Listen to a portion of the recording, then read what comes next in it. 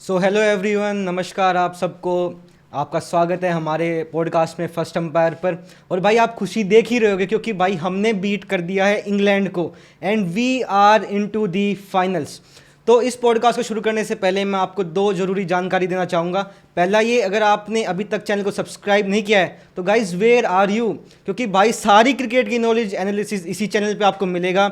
और दूसरी बात, आज के हमारे गेस्ट है नन अदर आपके और हमारे चहीते मिस्टर दीपक गोयल सर। वेलकम सर, कैसे हो सर? Welcome sir. सर, कल के मैच को अगर आप डिफाइन करो एक लाइन में तो क्या कहोगे सर आप? बदला। बदला। अरे 2022 वाज यार, मेरे को ना अच्छे से याद है। उस मैं गुड़गांव में था और बिकॉज आईआईटी के कारण सारे फ्रेंड सर्कल वहीं सेटल्ड है काफ़ी, तो प्लान करा कि मैच साथ में देखेंगे। और इंडिया की बैटिंग पर तो समझने में चलो कोई बात नहीं, होता रहता है। जब वो पावर प्ले हुआ उनका तो मैं तो लुधियाना के लिए वापस ही निकल गया घर। मैंने कहा सॉरी भाई ये मैच बर्दाश्त सर नहीं हो ये पाएगा। वो नहीं मूवी 1983, उसमें वो सरदार आते हैं, देखते हैं इंडिया आ रही है, वो वापस गाड़ी मोड़ लेते हैं। गाड़ी मोड़ लेते हैं, बिल्कुल बिल्कुल। काफ़ी हद तक ना कहानी वैसी थी। तो ये और आई थिंक वहाँ पे भी मतलब नो डाउट एडिलेड में विकेट फ्लैट थी, इंडिया लिटिल बिलो पार था। पर इंडिया की बॉलिंग में आप सोचो ना अक्षर था, ना कुलदीप यादव थे, ना बुमराह थे। मतलब वो ऑब्वियसली वो क्वालिटी ऑफ बॉलिंग तो उस टाइम नहीं थी। सर कहीं ना कहीं आईसीटी फैंस को सर राहत तो मिली होगी, क्योंकि 2021 में पाकिस्तान से हारे, हम बाहर हो गए, फिर इंग्लैंड से हारे, बाहर हो गए, फिर 2023 में ओडीआई वर्ल्ड कप में हम फाइनल्स में हार गए।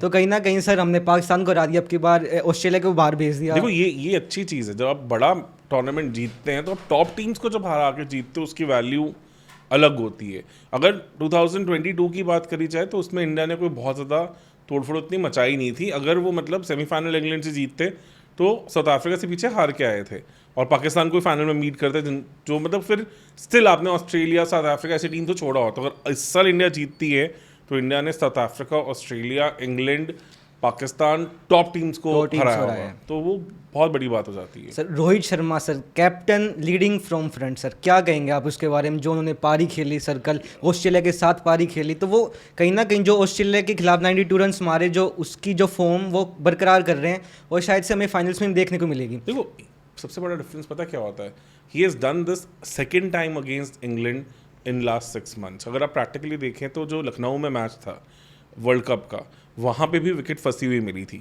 उससे पहले वो बहुत अल्ट्रा एग्रेसिव मोड में क्रिकेट खेल रहे थे और वहाँ पे शुभमन गिल भी जल्दी निकल गए थे, विराट कोहली का डक हुआ था उस मैच में, और इवन श्रेयस अय्यर भी फंस गए थे। तो उसके बाद रोहित शर्मा ने अपने अल्ट्रा एग्रेसिव मोड से थोड़ी गेम चेंज करके अच्छा 80-85 स्कोर किया था। और काफ़ी उन्होंने मतलब स्पिनर्स को बहुत अच्छा मैनिपुलेट किया था। मुझे याद है कि लिविंगस्टन को रिवर्स स्वीप्स एंड ऑल से काफ़ी तंग किया था। He played it really well. कल भी उन्होंने सेम किया। उन्होंने स्टार्टिंग में आके देखा कि इस विकेट पे जब बॉल आगे पिच हो रही है तो फिर भी स्कोर करा जा सकता है। जैसे ही आप गुड लेंथ एरिया पे थोड़ी टेस्ट मैच लेंथ फिट करने शुरू करते हो तो बॉल विकेट्स हिट करने वाली बॉल्स आ रही थी, बिकॉज बाउंस ज़्यादा नहीं था। तो ऐसे केसेस में क्या हो जाता है कि अगर इतना भी फर्क ऐसे बैटर है तो ये काफ़ी ज़्यादा डिफरेंस होता है। मैं सिंपल सा एक एग्जांपल बताता हूँ, अगर किसी को समझना है कि how these things work. Classical example है जो गुलबदीन नाइब ने स्टोइनिस को आउट किया था ऑस्ट्रेलिया मैच में। उसमें उस विकेट में रिलेटिवली थोड़ा ज़्यादा बाउंस था। तो स्टोइनिस गुलबदीन को जब पुल मारने गए थे, अगर वो नॉर्मल विकेट होता, ज़्यादा बाउंस ना कर रहा होता, तो वो मिडिल में बॉल थी। जस्ट बिकॉज गुलबदीन की थोड़ी सी बॉल्स ग्रिप करके ज़्यादा बाउंस करती हैं, that is why he did really well in that match. वो इतना सा सिर्फ फ़र्क आ, बिकॉज आप सोचो ना बैट की विड्थ इतनी होती है, इतनी विड्थ, तो अगर मिडिल में और एज में इतना की फ़र्क है तो इतना आया, टॉप पिच लग के पीछे कीपर पे कैच हो गया था। मतलब ऑलमोस्ट गुरबाज ने वैसे ही कैच पकड़ा था जैसा पंत ने आप फ़कर जमान का पकड़ा था। मतलब गेम इतनी बदल जाती है। कल भी वही था, इतना फ़र्क था, which is quite significant difference from a bounce perspective. तो अब वहीं पे अगर आप कोहली का डिसमिसल देखें तो कोहली को जैसे बॉल थोड़ी आगे पड़ी, उन्होंने खींच के बहुत प्यारा छक्का मारा। उसके बाद रीस टॉपले ने अपनी लेंथ एडजस्ट की, पीछे खींची, तो वो wicket top of the wicket पे लगा। अगर यही सेंट लूसिया में इस लेंथ पे बॉल की होती तो विकेट के ऊपर से निकल जाती। वही सेंट लूसिया में अच्छा खासा बाउंस था। तो ये फर्क था। तो रोहित अंडरस्टूड कि इस विकेट पे अगर इनटू द विकेट बॉल कर रहे हैं तो इतना ईजी नहीं। और इंग्लैंड ने भी समझा, इंग्लैंड ने स्टार्टिंग में मतलब थोड़ी सी मार खाने के बाद रीएडजस्ट किया कि यहाँ पे हमें गुड लेंथ और टेस्ट मैच लेंथ पे बॉल करना है, तो बिकॉज बॉल उठ नहीं रही है तो इतना ईजी नहीं होगा। हार्ड लेंथ हिट करनी है, हार्ड लेंथ हिट करनी है और विकेट्स के अंदर रखनी है ताकि एलबी और बोल्ट को आप इनटू प्ले ले आओ। और वहाँ रोहित शर्मा एडजस्टेड कि यार यहाँ मैं मारने जाऊँगा, गड़बड़ हो जाएगी तो गेम चेंज हो जाएगी। तो दैट्स वाई उन्होंने 19 बॉल 50 से 36 बॉल 50 किया, which is also very important because इस विकेट पे वही इंपॉर्टेंट था। इंडिया इजीली 20-25 रन अब पार था और वो एंड में क्लियरली दिखा अभी। सर जिस इंटेंट से कल रोहित शर्मा है वो पहली ही बॉल से हमें पता चल गया था, थोड़ी बाहर निकली लेकिन अगली बॉल उन्होंने क्या बढ़िया शॉट खेला टोपली के खिलाफ, और उसके अगली बॉल पे एज लग के पीछे गया था इनफैक्ट टू बी ऑनेस्ट। तो वहाँ से उनको समझ आ गया कि ये विकेट उतनी ट्रू पेस नहीं है जितनी दिख रही है, क्योंकि थर्ड मैन के ऊपर से एज लग के चौका गया था। इनफैक्ट रोहित शर्मा का लकी भी रहे हैं बिकॉज जो उन्होंने कट मारा था, जो फिल शॉट के हाथ से बर्स्ट करता हुआ चौका निकला था आर्चर की बॉल पे, वहाँ वो कैच भी हो सकता है। Sir T20 is a game of luck sir. हाँ, इतना आई एम वेरी स्टिल उसके बाद उन्होंने रिकैलिब्रेट किया, रीएडजस्ट किया और स्पिनर्स के अगेंस्ट जो उनकी गेम है, बिकॉज वो इस तरह की विकेट्स पे सारी ज़िंदगी खेले हैं। अगर इससे क्लासिकल एग्जांपल एक और आ जाता है कि ऐसी विकेट्स अगर हम रीसेंट टाइम्स में देखें तो टेस्ट मैचेस में दिल्ली में एक टेस्ट मैच हुआ था इंडिया वर्सेस ऑस्ट्रेलिया, बीजीटी का जो लास्ट सीरीज़ थी 2023 में, तो वहाँ पे लो विकेट थी। तो फिर जब आप स्वीप करने जाते हैं आप बोल्ड और एलबी के कंटेंडर बन जाते हैं। ऑस्ट्रेलिया ऑलमोस्ट एक सेशन में ऑल आउट हुई थी just because I think 50 something for 1 थे और 105-106 पे ऑल आउट हो गए थे, एक सेशन में मैच हारे थे just because they kept on sweeping. और इस विकेट भी यही इंपॉर्टेंट हो जाता है। अगर आपने कल इंडिया की स्वीप स्ट्रैटेजी अगेंस्ट स्पिन भी देखी थी तो आदिल रशीद को भी दोनों स्काई और रोहित शर्मा कोशिश कर रहे थे कि विकेट की लाइन से बाहर आके मारे, अपना पैर ऑफ साइड में फेंक के तब स्वीप खेलने की कोशिश कर रहे थे। अगर एक बार इनफैक्ट एलबीडब्ल्यू अपील भी हुई थी स्काई के अगेंस्ट, तो वो कमेंटेटर्स ने कहा था कि एक सेट ऑफ स्टंप्स और रख दी थी, शायद उस पर भी ना लगती, मतलब इतना वो ध्यान रख रहे थे। और आदिल रशीद ने भी थोड़ा और किया, फुल टॉस पे चौका खाया था स्काई से। मैंने उनको जनरली फुल टॉस जैसे करते देखा नहीं है।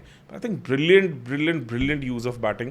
अब पंत का विकेट देखिए, पंत भी अगर प्रैक्टिकली देखें तो वो बिकॉज ट्रू बाउंस नहीं था विकेट पे, इसलिए वो प्रॉपर फुल ब्लडेड शॉट के लिए भी नहीं गए और चिप शॉट में कैच दे बैठे, because he was also uncertain कि मुझे करना क्या है इस विकेट के ऊपर, कि ट्रू बाउंस नहीं है तो मैं अपना पूरा फुल ब्लडेड शॉट खेलूं या चिप करूं। और एंड में वो मिडलिंग से शॉट रह गया और वो बहुत ही टीम डिसमिसल था और बहुत अनटाइमली डिसमिसल भी बन गया। तो I think master class innings on this wicket by both Rohit Sharma and sky. और रोहित शर्मा ने दिखाया कि what kind of a captain he is and what kind of a thinking player he is. Wicket बदला, उन्होंने अपनी पूरी गेम बदल दी।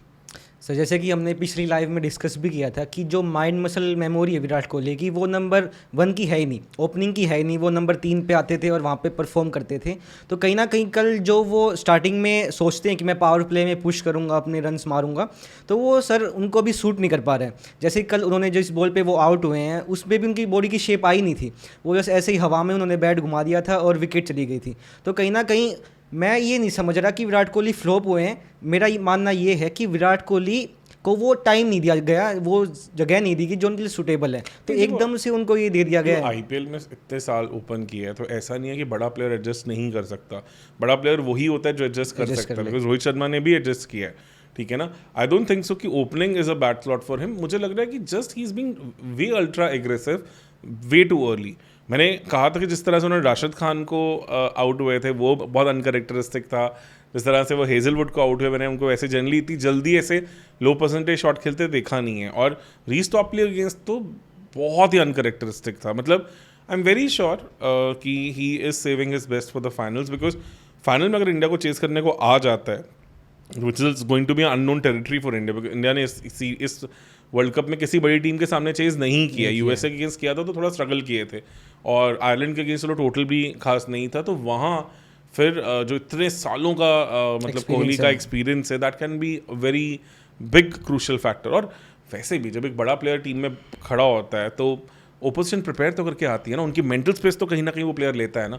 सिमिलर है 1983 वर्ल्ड कप में सुनील गावस्कर की भी ऐसी सीरीज़ निकली थी, पूरे टूर्नामेंट उन्होंने कुछ खास नहीं किया था, बट उनकी प्रेजेंस ही बहुत बड़ी चीज़ थी। तो ठीक है, आई डोंट थिंक सो, मतलब इतने साल उन्होंने टीम का बर्डन उठाया। T20 में पिछले 10 सालों में रेगुलरली उन्होंने ही टॉप किया है, मतलब 100+ की एवरेजेस रही हैं उनकी। 161 का स्ट्राइक रेट है सर एंड के ओवर्स में उसका, आज तक किसी भी इंडियन प्लेयर का बिल्कुल सही।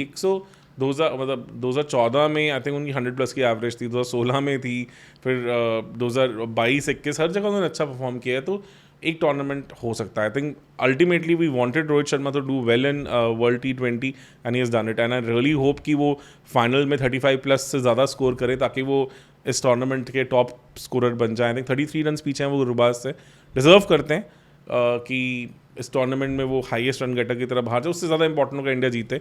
बट कल मतलब जिस तरह से उन्होंने फील्ड को यूज़ किया, अगर आदिल रशीद के पॉइंट ऑफ व्यू से उनको देखें तो आती पहले बॉल रिवर्स स्वीप किया, ही न्यू कि इसको मुझे डिसरप्ट करना है, और अगली में डीप स्क्वायर लेग लगा हुआ था तो थोड़ा फाइन खेल के डीप फाइन लेग का चौका निकाला। इतना इजी नहीं होता स्लो विकेट के ऊपर आप अपने शॉट्स को ऐसे रीएडजस्ट कर सकते। जिगरा चाहिए सर पैर निकालने के लिए, जिगरा भी चाहिए, स्किल भी चाहिए। और हम लोग ये रियलाइज नहीं करते कि रोहित शर्मा के पास भी काफ़ी सारे स्वीप शॉट्स हैं। मतलब जिस तरह से स्काई के पास फाइन लेग से लेके मिड विकेट तक के स्वीप शॉट्स हैं, काफ़ी हद तक रोहित शर्मा के पास भी वो हैं। पैडल स्वीप उनका इतना नेचुरल शॉट नहीं है, बट ओवरलेस मैंने इवन वो जो लखनऊ वाली इनिंग्स अगर किसी ने वो देखे, जो वो master class inning on that wicket थी और डिफरेंशिएटिंग इनिंग्स थी, और वहाँ भी इंडिया 100 रन से जीता था, तो वहाँ भी उन्होंने इसी तरह से बहुत अच्छा यूज़ किया था स्वीप्स और रिवर्स स्वीप्स का। सर देखिए काफ़ी बढ़िया था। विराट कोहली पे मेरा एक टेक और है कि अगर वो रन स्कोर नहीं कर रहे वो अलग चीज़ है, लेकिन उनका टीम में प्रेजेंस होना, जैसे कि हम उन्हें फील्ड पे देखते हैं वो कितने एक्टिव रहते हैं, बल्कि सबको चीयर करते रहते हैं, तो कहीं ना कहीं जो यंगर खिलाड़ी हैं, यंगर हमारे प्लेयर्स हैं, उनको कहीं ना कहीं वो मोटिवेट करते रहते हैं। तो इस हिसाब से विराट कोहली का टीम में रहना बहुत ही इंपॉर्टेंट हो जाता है। तो आई don't think so that's even a contention, because बहुत बड़े प्लेयर हैं। जिस दिन ज़रूरत पड़ेगी आई एम वेरी श्योर। अभी तक देखो अच्छी बात क्या है कि इंडिया ने एक बार भी मोमेंटम लूज़ नहीं किया, सिर्फ पाकिस्तान वाले मैच को छोड़ के। I think India has batted really well while batting first. हर बार अबव पार स्कोर्स इंडिया रख रहा है, which is again a very good thing. और स्काई ने डेफिनेटली, अब सोचिए कि मतलब अफगानिस्तान के अगेंस्ट हो गया, फिर ऑस्ट्रेलिया के अगेंस्ट उनकी इनिंग्स बड़ी अंडररेटेड और बहुत अच्छी थी, और कल अगेन ही उनका जो पार्ट जब 40 for 2 हुआ तो मैंने स्ट्रेट अवे कहा था अगर यहाँ 50 रन की पार्टनरशिप और नहीं आती है तो India will be in trouble. और जैसे 113 पे जब रोहित भी बोल्ड होके गए तो रोहित ऐसे थे डिसअपॉइंटेड थे, पर ऐसा नहीं था, उनको पता था कि हाँ काम हो चुका है, कि now we are pretty close to 140-150 जो इस विकेट पे पार स्कोर होना चाहिए। और जब 170-171 हो गया फिर तो इंग्लैंड के बियॉन्ड जा चुका था मैच ऑलरेडी। और सर हार्दिक पांड्या आए, छोटी पारी थी लेकिन बहुत इंपैक्टफुल पारी रही उनकी, दो उन्होंने 6 मारे। Very few people realise this कि जो उनका बैट स्विंग है वो बहुत तेज है सर, वर्ल्ड क्रिकेट में वन ऑफ द फास्टेस्ट है। उसका क्लासिकल एग्जांपल ये 2 छक्के थे, 2 छक्के जो उन्होंने ऑफ का छक्का मारा था, वो तो मैंने सोचा था कि 30 यार्ड सर्कल पर रह जाएगा। मतलब ऑनेस्टली स्पीकिंग जिस तरह से वो विकेट स्लो थी, जब वो सेल करता छक्का गया। और एक बहुत इंपॉर्टेंट बात, Providence stadium one of the bigger stadiums of the world cricket में से है, इसीलिए स्पिनर्स के लिए और अच्छा करते हैं। यहाँ पे स्ट्रेट की बाउंड्री 80 मीटर की थी, 78-79 मीटर्स की थी, which is very strange because commentators Livingstone के टाइम पे कह रहे थे कि वो इसलिए आउटसाइड ऑफ स्टंप बॉल कर रहे हैं बिकॉज वो चाहते नहीं है कि स्ट्रेट की शॉर्ट बाउंड्री का छक्का पड़े। स्ट्रेट की शॉर्ट बाउंड्री नहीं थी, उसकी 80 मीटर की बाउंड्री है।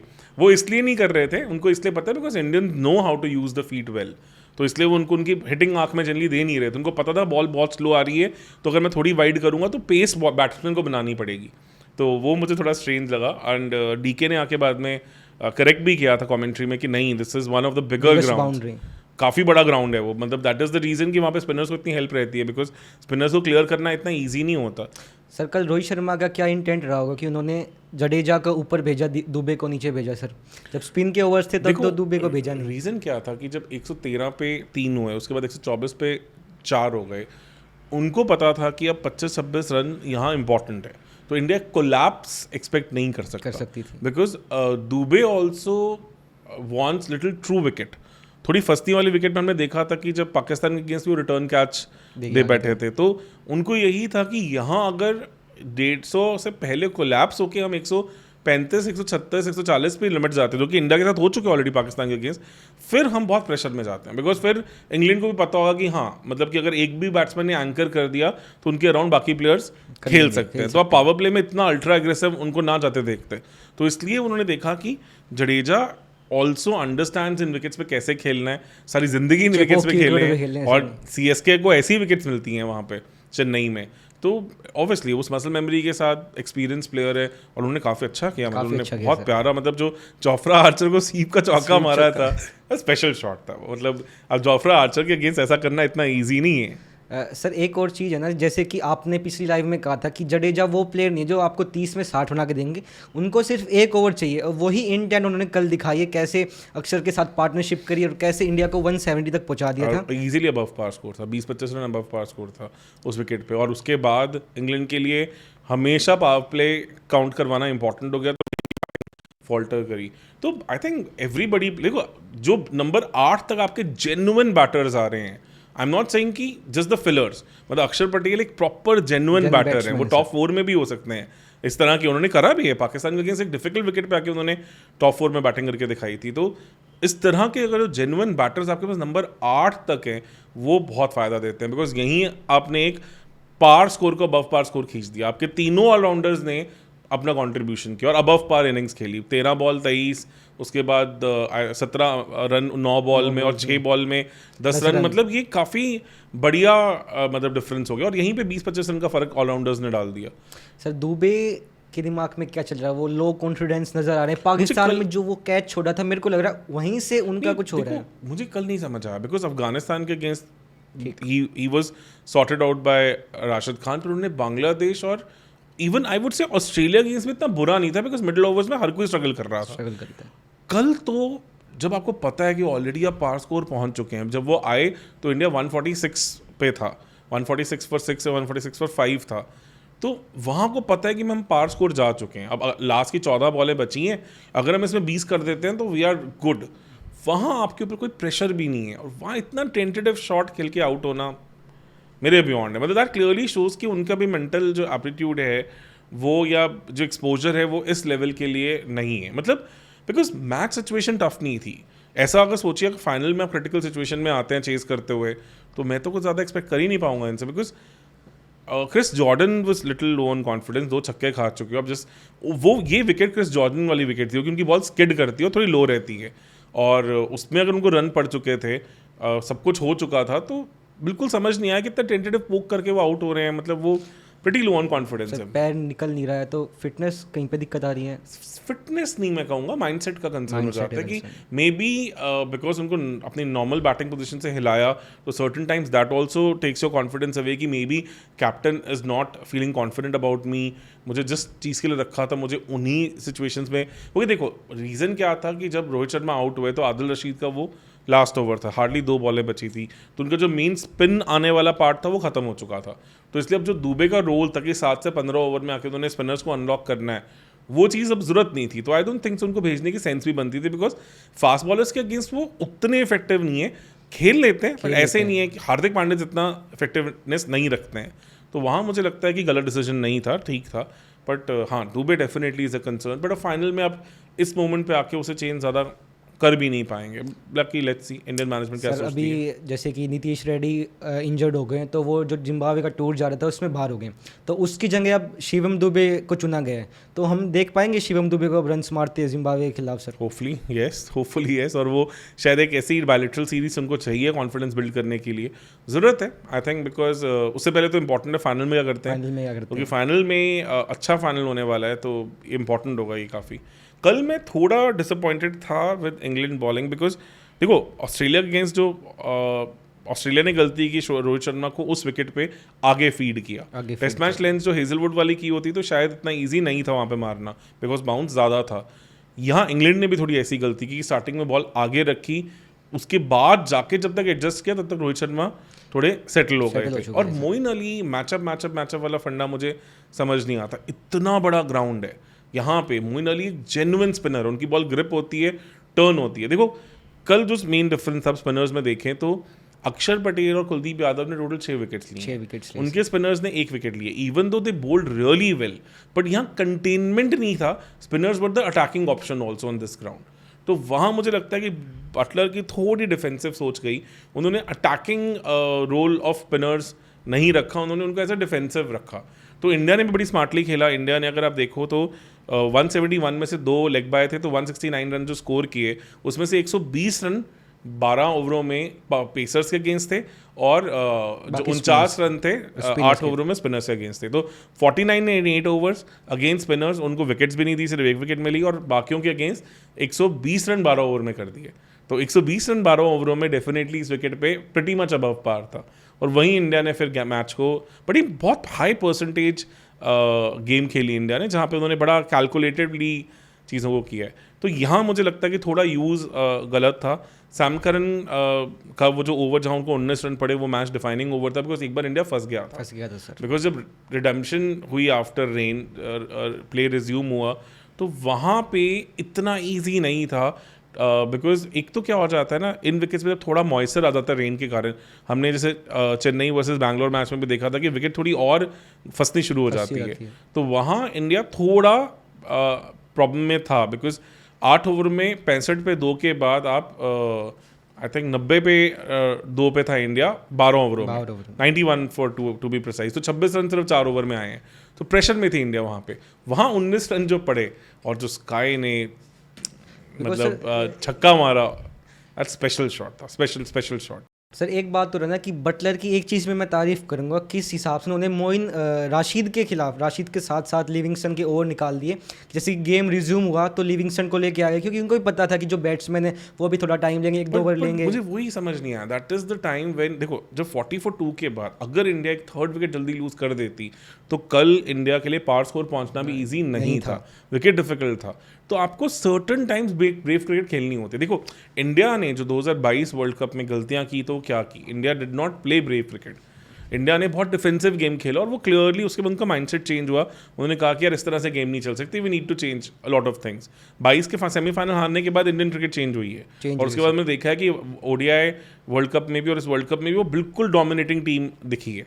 यहाँ पे बटलर का जो डिफेंसिव माइंडसेट था, उन्होंने एडमिट भी किया बाद में in the hindsight, if I think कि मेरे को मोइन अली को यूज़ करना चाहिए था, because Moin Ali with his grip with his turn is a more attacking option as compared to Livingstone, जो ज़्यादा कंटेन करने की तरफ जा रहे थे, विकेट के बाहर बॉल कर रहे थे ताकि उनको मार ना पाए। वहाँ अगर 65 पे 2 के बाद जब प्लेयर दोबारा वापस आ रहे थे, प्रेशर में थे, आपको पता है कि अब थोड़ा मोमेंटम भी टूट गया है, वहाँ अगर एक अटैकिंग ऑप्शन होता और कहीं 1 या 2 विकेट जल्दी निकल जाती, तो आई थिंक इंडिया के लिए बहुत मुश्किल हो जाता। सर मोइन अली एक तरीके से और अटैकिंग हो जाते हैं, क्योंकि जो हम देखते हैं ऑफ स्पिनर होता है वो अपनी ज़्यादातर फिंगर्स यूज़ करता है, लेकिन जो मोइन अली हैं वो अपना रिस्ट का भी यूज़ करते हैं, रिस्ट फेंकते हैं, तो उसमें वो अटैकिंग हो जाते हैं। सर मतलब मैं व्यूअर्स को कहना चाहूँगा कि जो हमारे कुणाल भाई हैं वो डिस्ट्रिक्ट लेवल पे एज एन ऑफ स्पिनर खेल चुके हैं, तो ऑब्वियसली ही अंडरस्टैंड्स द इंटीग्रिटीज ऑफ, अभी यूनिवर्सिटी लेवल पे भी खेल रहे हैं, और आगे इनका प्लान है कि he wants to play even at the higher level also. तो काफ़ी अच्छे ऑफ स्पिनर है, तो he understands things really better, even way better than majority of the people. तो ऑब्वियसली ये आपने बहुत अच्छा पॉइंट किया कि वो सिर्फ फिंगर नहीं है, वो अपना अच्छा खासा रिस्ट का यूज़ भी करते हैं, तो इसलिए उनको एक बार जनरली बाउंस भी मिल जाता है। तो जैसे कि आप नेथन लायन होता है कि वो टॉप स्पिन काफ़ी ज़्यादा करते हैं, उस तरह का मोइन अली का भी रहता है, बट कल वाली विकेट पर उनको ना यूज़ करना मेरे को थोड़ा अजीब लगा। तो दैट्स व्हाई आई सेड कि England was way too defensive, और इंडिया ने उस चीज़ को कैश इन किया, उन्होंने उस चीज़ के कारण थोड़ा अबव पार स्कोर खींच दिया। सर कहीं ना कहीं बटलर को सीखना चाहिए था रोहित शर्मा से, जब उन्होंने स्टेटमेंट दी कि मैं 4 स्पिनर लेके जाऊंगा, लेकिन मैं आपको बताऊंगा नहीं कि मैं 4 स्पिनर क्यों लेके जा रहा हूँ। तो यही रीज़न था कि उनको पता था कि हम लीग स्टेज में अच्छा नहीं कर पाएंगे स्पिनर से, लेकिन जब नॉकआउट्स आएंगे और तब सेमी आएगा तो हमारे स्पिनर्स हमें विकेट्स ला के देंगे। तो वही स्ट्रेटजी रोहित शर्मा की कल काम आई। हमने देखा अक्षर को, कुलदीप को, कैसे उन्होंने स्पिन करी, कैसे क्रीज का इस्तेमाल किया अक्षर पटेल ने, और विकेट्स ला के दी हमें। क्योंकि मैंने अगर प्री मैच की बात की थी, जो हमने लास्ट लाइव था, तो मैंने कहा था कि इंग्लैंड के अगेंस्ट इंडिया का सबसे बड़ा प्रॉब्लम एरिया कौन सा होगा, 7 से 15 ओवर, 7 से 15, क्योंकि वो उनकी स्ट्रेंथ है। वहाँ पे बीच में जोफ्रा आर्चर आके बॉल करना शुरू कर देते हैं, बीच में आप राशिद खान, सॉरी आदिल राशिद को देखते हैं, वहाँ मोइन अली आ जाते हैं, वो उन ओवर्स में चोक कर देते हैं। ये ग्राउंड और ये विकेट चोक करने के लिए आइडियल थी, ग्राउंड बड़ा था और प्लस विकेट काफ़ी स्लो थी, बट इंग्लैंड ने आई थिंक अच्छा यूज़ नहीं किया उस ओवर्स का। बिकॉज अगर आप देखें तो 13 ओवर के बाद अंदर इंडिया 110 पे था, और आई थिंक 6 ओवरों के बाद शायद 50 के आसपास था, तो 50 या इसी के आसपास था। तो इसका मतलब इंडिया ने पावर प्ले के बाद से 50 या 45 40 रन पे था इंडिया पावर प्ले के बाद, तो इंडिया ने 40 से 110 तक की जर्नी पूरी की अगले 7 ओवरों में। 7 ओवर में सर। तो इसका मतलब आपने 64 रन खाए हैं उसमें 64 runs on this wicket in 7 overs without the loss of any wicket. अब सोचिए मतलब वो कितना क्रिटिकल हो जाता है। यहीं पे अगर आपने इन 7 ओवरों में 35, 36, 40 पर रोक दिया होता तो इंडिया शायद बिलो पार टोटल भी रोक जाता। तो ये क्रिटिकल फेस, और मैंने पहले प्री मैच में ही बोला था पिछले लाइव में कि इंग्लैंड की स्ट्रेंथ है सर। अगर इंडिया इस पेस को अच्छा खेल जाता है तो फिर इंडिया का ये मैच है, और वही हुआ। इंडिया ने विकेट भी लूज नहीं की और अबव पार रन रेट पे स्कोर किया। तो मास्टर स्ट्रोक था कल इंडिया की बैटिंग के। कल मैं ऐसे ही कमेंट्री सुन रहा था तो सिद्धू जी भी यही कह रहे थे कि जो बंदा मिडिल ओवर्स में अच्छा स्कोर करता है वही उसका किरदार डिफाइन करता है। वहीं हमने देखा स्काई को, हार्दिक पांड्या को कैसे उन्होंने रन्स मारे हैं, तो कहीं ना कहीं उनका कैरेक्टर को डिफाइन करता है कि कैसे जहाँ पे इंडिया फंसता आया कभी से वहाँ पे उन्होंने इंडिया को हेल्प करा 170 मारने में। बिल्कुल। अगर आप उस फेज में आप शॉट्स देखिए, मतलब उस फेज में बैटिंग ईजी नहीं थी, तो क्या किया सबसे पहले रोहित शर्मा ने रिवर्स स्वीप, तो वो एक अनकन्वेंशनल शॉट, अच्छा एग्जीक्यूशन और पहली बॉल पे ताकि आदिल राशिद सेटल ना हो सके। उसके बाद आपने एक कन्वेंशनल स्वीप का चौका मारा पीछे, और वो भी डीप स्क्वायर लेग खड़ा है तो आपने एडजस्ट करके डीप फाइन लेग की तरफ मारा। स्काई ने जो बैट का फेस ओपन करके पॉइंट के ऊपर का जो छक्का मारा था करण को, that was a special shot. इतना बॉल कैरी नहीं करता इतना, दैट मीन उनकी रिस्ट एक्स्ट्राऑर्डिनरी है, क्योंकि जो उन्होंने शॉट मारा है उसमें ये ऐसे चलता है। बिल्कुल सही। उसमें राइट हैंड इंपॉर्टेंस जाता है, जैसे कि हमें सिखाया जाता है प्रोफेशनल क्रिकेट में कि अगर आप राइट ही तो आपका लेफ्ट हैंड चलता है, तो अगर वो शॉट आपको डेवलप करना है तो आपको अपना राइट हैंड भी ट्रेन करना पड़ता है। तो वही हार्दिक पांड्या और सूर्य कुमार दोनों का वो राइट हैंड भी बहुत स्ट्रॉन्ग है, इसलिए वो हेल्प कर पाते हैं। ये आपने बहुत अच्छा पॉइंट बोला। इनफैक्ट ब्रेन लारा ने भी यही पूछा था, जैसे Brian Lara as a bowler righty है और राइट से बॉल करते हैं और बैटिंग में लेफ्ट करते हैं, इज प्रीडोमिनेंटली राइट हैंडेड। तो उनसे यही पूछा था कि आप फिर लेफ्टी बैटिंग क्यों करते हो, तो लारा सेड कि मेरा डोमिनेंट हैंड तो लेफ्टी बैटिंग मतलब जो आ रहा है वो राइट हैंड ही होगा ना, बिकॉज मेरा फ्रंट हैंड है, वो तो अच्छा चल रहा है, मैं तो इसी से मैनूवर करता हूँ, मेरी गेम तो यहीं चलती है, लेफ्ट तो थोड़ा बहुत गाइड करने में काम आता है। तो अगर आपके दोनों हाथ स्ट्रांग है, रिस्ट स्ट्रांग है, तभी आप वैसे शॉट्स खेल सकते हो, अदरवाइज वो पॉसिबल ही नहीं है। वही लेट कर जैसे हार्दिक पांड्या ने मारा, वो भी सारा रिस्ट का गेम था सर। अगर रिस्ट वहां पे आपकी स्ट्रांग नहीं और है, वो भी आपकी नॉन डोमिनेटिंग हैंड की रिस्ट स्ट्रांग है, जो कि बहुत बड़ी रेयर चीज़ है, बहुत ज़्यादा रेयर चीज़ है। मतलब ये इंपॉर्टेंट है कि स्काई का वो छक्का बहुत प्यारा था। इनफैक्ट लिविंगस्टन को जो आगे छक्का मारा था, लिविंगस्टन शायद आदिल राशिद को सर स्ट्रेट का रोहित शर्मा ने, वो बड़े क्रिटिकल मोमेंट्स पे इंडिया ने कैलकुलेटेड रिस्क लिए। बिल्कुल ऐसे ही नहीं गए कि हवा में बॉल टंग गई, उनको पता था उस तरह की विकेट नहीं है, तो वो मिडिल ओवर्स में जो उन्होंने अनलॉक कर दिया उसके बाद दे न्यू, जब रोहित शर्मा इसलिए जब आउट होके गए तो वो इतने वो नहीं थे कि हाँ कि कुछ बहुत ज़्यादा गड़बड़ होगी। सर वो स्टम्प माइक में भी तो कह रहे थे कि ऊपर देने दे, मैं मारता हूँ ना इसको, तो उन्होंने मारा है सर। उनको पता था कि ऊपर बोलाएगी मेरे को हिट करना है, इंटेंट क्लियर था उनका, वहाँ पे क्लियर था सर। ये इन विकेट्स पे वो इतने साल खेले हैं, और ये इवन जब पहले 8 ओवर के बाद बारिश हुई थी तो उस टाइम पे गावस्कर ने साहब ने बोला भी था, आई थिंक जब जो विद इन द मैच जो उस टाइम पे शो था, कि रोहित शर्मा इस विकेट पे जानते हैं कैसे खेलना, उन्हें सारी जिंदगी खेला है। तो I think pretty good England के पॉइंट ऑफ व्यू से। मैंने बताया कि उन्होंने वो जो मिडिल ओवर्स में अटैकिंग क्रिकेट नहीं खेली, डिफेंसिव क्रिकेट खेली, वो उनको काफ़ी महंगी पड़ी। 19 रन जो खाए सैम करन ने वो बहुत क्रिटिकल थे, और वो अच्छे स्ट्रोक्स के रन पड़े उनको, 2 छक्के और जो चौका पड़ा उनको। और जब बैटिंग आई इंग्लैंड की तो आई थिंक दे न्यू कि उनको एक अबव पार पावर प्ले निकालना है, बिकॉज पावर प्ले में रिलेटिवली फिर भी बैट करना ईजी था। तो वहाँ I think Bumrah was trying little too hard in this first over. Arshdeep adjust नहीं कर पाए उन्होंने, मतलब पहला जो चौका था वो डेफिनेटली बहुत लो परसेंटेज शॉट था, वो कैच भी हो सकता था, पर दूसरे में थोड़ा शिमी दिया उन्होंने, लेग की अपना लेग बाहर निकाल के वापस आए तो अर्शदीप ने उनको फॉलो करके फाइन लेग का चौका खा लिया। और थर्ड शॉट तो बहुत ही पुअर बॉल थी, मतलब इनटू द विकेट आप इतनी शॉट कर रहे हैं तो बैट्समैन को टाइम बहुत मिल जाता है। तो वो वहाँ मुझे लगा था कि एक बार इंडिया थोड़ा पैनिक करने लग गया है, बिकॉज वो 2 ओवर, एक जो बुमराह का था और जो एक अर्शदीप का था, वहाँ मुझे लगा था कि यार ये क्या हो रहा है, जब 3 ओवर 26 हो गए, कि ये ऐसी विकेट नहीं थी जहाँ पे इंडिया को इतना ज़्यादा पैनिक करने की ज़रूरत थी। Just they needed to be consistent और अपना कटर्स एंड ऑल का अच्छा यूज़ करना था। सर हम बॉलिंग पे आगे, उससे पहले एक छोटी चीज़ हम भूल गए कि जब हम विकेट्स की बात कर ही रहे थे तो सर अब मैंने सुबह उठ के ट्विटर चेक किया तो वेस्टर्न मीडिया में ये बात चल रही है कि आईसीसी को डोमिनेट बीसीसीआई करता है, और बीसीसीआई ने ऐसी विकेट बनाई क्योंकि इंडिया कभी से ऐसी विकेट पे खेलता है तो उनको उन्हें फाइनल्स में पहुंचाना था, इसलिए ऐसी विकेट प्रोविडेंस की अगर ऐसी विकेट की बात करें तो मैंने ये आई थिंक सीजन ये वर्ल्ड कप शुरू होने से पहले कहा था कि प्रोविडेंस में यही होगा.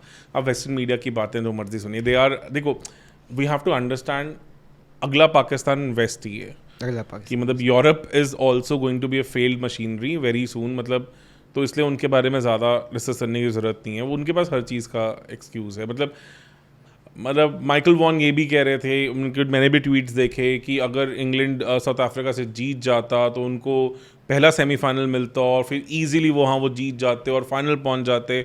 मतलब ऐसे तो फिर मतलब कि मेरी नानी की मूछें भी हो सकती थी. मतलब ये तो मतलब फिर उनको हम नाना जी बोलते, ये नहीं हो सकता ना. मतलब आप कुछ भी मतलब देखो मतलब they need to accept कि हम आ रहे हैं. आप ये सोचिए कि इस टूर्नामेंट की सबसे डिफिकल्ट विकेट्स कहाँ थी? न्यूयॉर्क में. वहाँ इंडिया कितने मैच खेले? 3 मैच. मतलब इंडिया ने अपना पूरा लीग वहाँ निकाला है, ठीक है ना. उसके बाद सभी के जो कैंप्स हुए हैं उनको जनरली एक ग्राउंड के अराउंड 2 या 3 मैचेस मिले हैं. बाद में भी इंडिया को कितना वेरिड सेट ऑफ थिंग रखना पड़ा जस्ट बिकॉज उनको था कि हर ऑडियंस को इंडियन टीम का एक्सपोजर मिले, बिकॉज उनसे फाइनेंसेस अटैच्ड हैं. अब 2023 वर्ल्ड कप की शेड्यूलिंग देखें, हर टीम को एक ग्राउंड पे एटलीस्ट 2 मैचेस मिले हैं जान पाए ताकि उनको ट्रैवल लॉजिस्टिक्स इजी रहे. इंडिया का हर मैच एक अलग वेन्यू पे था. अब इतना ट्रैवल इतना सब कुछ करने के बाद भी India was playing so dominantly. और इंडिया ने किस कंट्री में अच्छा नहीं किया है? मतलब आप ये सोचिए, फिर इस तरह से तो WTC फाइनल इंग्लैंड में होना ही नहीं चाहिए. मतलब WTC फाइनल अगर इंग्लैंड में होगा तो किन कंट्रीज को फायदा है? इंग्लैंड न्यूजीलैंड तो ऑटोमेटिकली अच्छा करेंगे बिकॉज उनके लिए तो वो कंडीशन घर की बात है. Australia also has better bowling attack for that kind of conditions because उनके प्लेयर्स इतने सालों से काउंटी कितना कुछ, they have a history of playing in England for like more than 150 years. South Africa को काफ़ी वहाँ रहता है. तो इंडिया के तो स्पिनर्स नलिफाई हो जाते हैं वहाँ पे, जो इंडिया की स्ट्रेंथ है. तो तब इंडिया कंप्लेंट तो नहीं कर रहा, ये तो नहीं कह रहा कि अब WTC के दोनों पर हम फाइनल पहुंचे, हम दोनों पर मोर डोमिनेटिंग टीम थे, हम 2021 के क्लियर फेवरेट्स थे, 2023 के क्लियर फेवरेट्स थे. जस्ट बिकॉज वही अगर विकेट इंग्लैंड की ना होके यूएई में हो रहा होता, यूएई में हो रहा होता जो न्यूट्रल वेन्यू, तो इंडिया जीत ना रहा होता. दोनों WTC फाइनल्स हमारे हाथ में होते. ये आई डोंट थिंक सो. मतलब you should accept where things are. देखो we are definitely the reason why ICC is even existing. 70+% से ज़्यादा रेवेन्यू लेके आ रहे हैं, तो थोड़ा रिस्पेक्ट तो उनको देना पड़ेगा टाइम जोन्स का, हर चीज़ का. मतलब वो गलत नहीं है बिकॉज अल्टीमेटली कमर्शियल एस्पेक्ट तो जुड़ा हुआ है ना इतना बड़े टूर्नामेंट को चलाने का. इंडिया ही रीजन है सर कि वेस्ट इंडीज के पास कुछ पैसा जा रहा है. बिल्कुल सही. अदरवाइज वेस्ट इंडीज ज़्यादा कौन रहा आज के डेट में क्रिकेट में? मतलब उनके लिए कितना बड़ा रेवेन्यू बूस्ट है. फ्लाइट्स में से कितना स्पाइक आया, एकदम से ऊपर स्पाइक आया ना. कौन जाता है वेस्ट इंडीज? बिल्कुल सही. देखो inter island travel is a very big challenge because logistically it's a hello. Because इतना पॉपुलेटेड आइलैंड्स नहीं है, छोटे छोटे से आइलैंड्स हैं, तो इतना इंफ्रास्ट्रक्चर भी एग्जिस्ट नहीं करता. तो दैट इज़ वाई हम इतना इवन देख रहे हैं कि काफ़ी सारे इंडियन फैंस को बहुत स्ट्रगल करना पड़ा है. तो इसलिए इंडिया के कौन सा स्टेडियम भरे होते हैं मैचेस में. मतलब इंडिया के जो मैचेस हैं जनरली, आपने अगर इंडियन डायस्पोरा देखा हो तो इतना वेल स्प्रेड है कि इंडिया का ग्लोबली जहाँ मर्जी मैच हो जाए हमेशा वहाँ पे प्लेयर्स आते हैं. बट यहाँ नहीं हो पा रहा है. बट स्टिल आप देखिए western media what ever they से, इंग्लैंड ने इस पूरे टूर्नामेंट में किया क्या है? आप साउथ अफ्रीका से हार गए, आप ऑस्ट्रेलिया से हार गए, आप मतलब बारिश से आप सेमीफाइनल्स में आ रहे हैं. आप स्कॉटलैंड के अगेंस्ट 94-0 था स्कॉटलैंड, शायद वो मैच आप स्कॉटलैंड से भी हार जाते. I don't think so. They should be even giving any lame excuses like this. Sir अक्षर का पहला ओवर पहली गेंद, क्या कहेंगे सर आप उसके बारे में? I think 3 बहुत प्यारे रिवर्स स्वीप्स हैं जो इंग्लैंड हिस्ट्री में दर्ज हो चुके हैं. माइक गेटिंग ने 2019 आई थिंक जब 87 का वर्ल्ड कप था फाइनल्स में ईडन गार्डन्स में ऑस्ट्रेलिया गेंद जीता हुआ मैच ऐसे गिफ्ट किया था. रिवर्स स्वीप खेल के वो कैच हुए थे. फिर हमारे जो रूट साहब जो 3rd टेस्ट मैच था जिसमें पता चल गया था कि अश्विन अब अवेलेबल नहीं होंगे due to the family emergency, और बेन डेकेट ने इंडिया की मार के धुलाई कर रखी थी और they were so head in the game.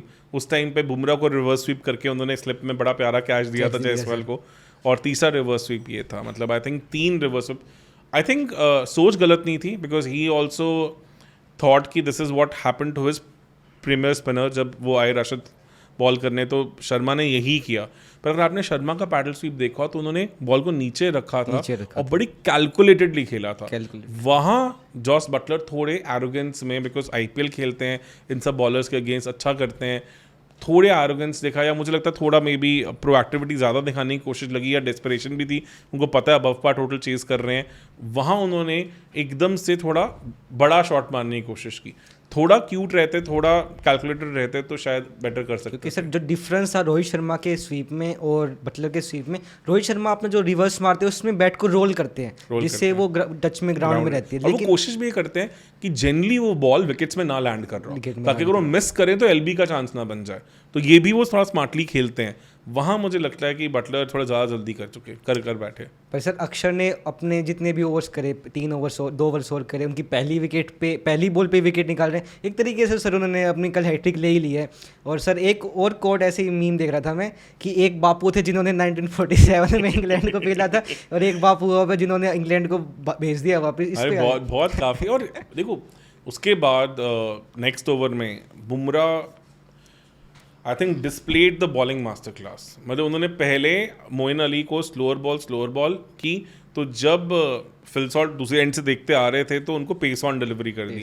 तो चौथी बॉल जब आनी थी तो फिल सॉल्ट का दिमाग पूरा कंफ्यूज हो चुका था कि अब होना क्या है, एंड ही न्यू कि I have to basically go hard, because power play चल रहा है, आप पावर प्ले में बिलो पार स्कोर नहीं रख सकते हैं।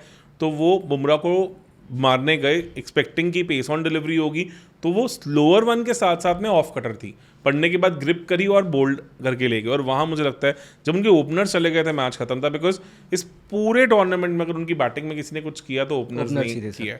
Apart from that one single partnership between Harry Brook and Livingstone against south Africa, otherwise कुछ ज़्यादा किया नहीं है। मतलब बेयरस्टो का तो काफ़ी टाइम से T20 में बुरा हाल ही चल रहा है। सर इनका टॉप ऑर्डर कोलैप्स है, उसके बाद तो ये उभर ही नहीं पाए, इन्हें रिकवर हुई नहीं सर। मतलब बेयरस्टो के अगेंस्ट तो क्लियरली हो जाता है कि आप एक इन स्विंग फास्ट बॉलर और आप लेफ्ट आर्म स्पिनर लगा दीजिए तो आप कहीं भी बेयरस्टो आपको कभी भी विकेट दे सकते हैं। और वो बहुत लो आर्म बॉल थी आई थिंक अक्षर की, जिस पर बोल्ड हुए, और बहुत ही ज़्यादा मुझे समझ ही नहीं आया कि वो शॉट था क्या। मतलब वो अगर बॉल टर्न होकर बाहर भी जा रही होती तब भी क्या होना था। मतलब वो ऐसे लग रहा था कि बस उनको समझ नहीं आती लेफ्ट आर्म कैसे खेलने, तो बस मैं स्वाइप कर दूं, लग गई तो सही, नहीं तो क्या फ़र्क पड़ता है। सर अक्षर पटेल की एक और स्ट्रेंथ है कि वो क्रीज का बहुत अच्छा इस्तेमाल करते हैं, कभी विकेट के आसपास से फेंकते, कभी दूर से फेंकते हैं। और जो उनका एक्शन भी है, अगर जडेजा का एक्शन हम कंपेयर करें तो वो थोड़ा स्टॉप लेते हैं, वहीं अक्षर पटेल का स्मूथ एक्शन जिसमें अगर अंदर वाली वो गेंद मारे तो वो इतनी पता भी नहीं चलती। इसलिए उन्होंने जो आर्म बॉल्स का बहुत अच्छा यूज़ इवन इमाद के अगेंस्ट भी किया था, जब बाहर निकाल के उनको फोर्स किया था कि तुम ऑफ पे खेलो। Definitely is a very smart bowler and very underrated player also. सोचो इस टूर्नामेंट में भी वो ऑलमोस्ट मतलब आने का उनका सीन शायद बन नहीं रहा था उनमें, और रवि अश्विन में काफ़ी लंबा डिस्कशन था कि किसको लिया जाए, जस्ट बिकॉज बैटिंग एज के कारण ही वॉज सेलेक्टेड। तो I think is a very underrated bowler. और प्लस 2023 वर्ल्ड कप में भी एक मिसिंग लिंक थे इंडियन टीम के, और करके दिखाया उन्होंने कल काफ़ी अच्छा। मोइन अली वाली विकेट काफ़ी लकी थी। और तब तक क्या होता है ना, आपका बेसिकली एक ब्रेन फेड मोमेंट आ जाता है, बिकॉज आपको पता है कि अब करेंगे कि हम इतना पीछे लग चुके हैं मैच में। और जब कुलदीप आए, फिर कुलदीप तो मैंने आई थिंक आईपीएल के टाइम से मैं बोलता आ रहा था कि ये एक्स फैक्टर होंगे इंडिया का इन वेस्ट इंडीज़, और आपने देखिए 4 मैचेस में इन्होंने 10 विकेट ले ली हैं। और कल सैम करन को जो, मतलब मैं अपने बेटे के साथ मैच देख रहा था, तो ही इज़ ऑल्सो, मैंने बताया था जब काफ़ी बार कि चाइनामैन बॉल करता है तो उसकी गुगली अच्छी लैंड करती है, उसकी चाइनामैन उतनी अच्छी लैंड नहीं करती, बिकॉज अभी इतनी रिस्क में जान नहीं है। तो साइड मतलब ओवर द टॉप, मतलब जो बैक ऑफ द हैंड से बॉल ज़्यादा इजी रिलीज कर लेता है, साइड से रिलीज इतना नहीं कर पाता। मीडियो के उसको हाई करना होता है, तब भी आपकी चाइनामैन या फिर लेग स्पिन पड़ती है, बिल्कुल तो वो छोटी उम्र में होता है, मुश्किल होता है उसको। अभी उसको इतनी समझ भी नहीं है, तो जो बैक ऑफ द हैंड से उसकी बॉल पड़ के गुगली तो अच्छी हो जाती है, बट चाइनामैन बहुत रेयर होती है। चाइनामैन वो जनरली जब as a fast bowling action के साथ इस तरह से फेंकने की कोशिश करता है तो वो हो जाती है। तो कल मैं उसे यही दिखा रहा था कि तू पिक कर बॉल और बता कि क्या हो रहा है। तो सैम करन के साथ भी वही हुआ, उनको एक प्यारा गुगली किया उन्होंने, कितना प्यारा setup. Sam Curran was expecting chinaman पढ़ने के बाद। कुलदीप को अगर पिक करना है तो एक चीज़ का ध्यान रखना है कि कुलदीप जब भी अपनी वेरिएशंस को करते हैं तो उनका टिप्पा उस हिसाब से पड़ता है, और वो इतने ज़्यादा एक्यूरेट हैं as a wrist spinner which is unimaginable. I think Shane Warne के बाद शायद कोई और बॉलर ऐसा होगा जो इतना एक्यूरेट, इवन जाम्पा भी, जाम्पा के पास क्या है कि उनके पास स्किडर है, वेरिएशंस अच्छी हैं, प्लस वो जनरली उस तरह के ओवर्स करते हैं जहाँ रन रेट ऊपर होती है, but Kuldeep Yadav is definitely more accurate. अगर ऐसा ना होता तो शायद जाम्पा टेस्ट क्रिकेट भी खेल रहे होते, तो कुलदीप खेल रहे हैं बिकॉज उनकी एक्यूरेसी लेवल पर। जनरली वो क्या करते हैं, अगर मैं राइटी को भी कहूँ तो जब वो राइटी को गुगली करेंगे तो वो जनरली लेग स्टम्प या लेग स्टम्प के बाहर से शुरू होते हैं, और जब वो चाइनामैन करते हैं तो जनरली वो फिर ऑफ स्टम्प या ऑफ स्टम्प के बाहर से शुरू होते हैं, और सेम लेफ्टी के साथ भी वैसा ही। तो सैम करन के केस में उन्होंने आउटसाइड ऑफ स्टम्प जब रखा तो मुझे पता था कि ये गुगली होने वाली है, और सैम करन समाउ बिकॉज आप in the heat of the moment कई बार ये चीज़ें नहीं पिक कर पाते, और प्लम मिल भी, मतलब ब्यूटीफुल बॉलिंग। और उसके बाद जो कल के मैच का मेरा फेवरेट डिसमिसल था वो हैरी ब्रुक का डिसमिसल था, बिकॉज हैरी ब्रुक ने उसे पिछली बॉल पे स्वीप मारा, रिवर्स स्वीप का चौका, तो वो बॉल ऑफ स्टंप पे थी, तो इसलिए वो इजीली आ गए। अगली ही बॉल पे कुलदीप यादव ने अपनी लाइन को एडजस्ट किया और मिडिल स्टंप पे ले आए, हल चाइनामैन की टर्न हुई और लेग स्टंप ले गई, और Harry Brook could not understand it at all, because obviously उन्होंने इतना एक्यूरेट रिस्ट स्पिनर तो नहीं खेला होगा।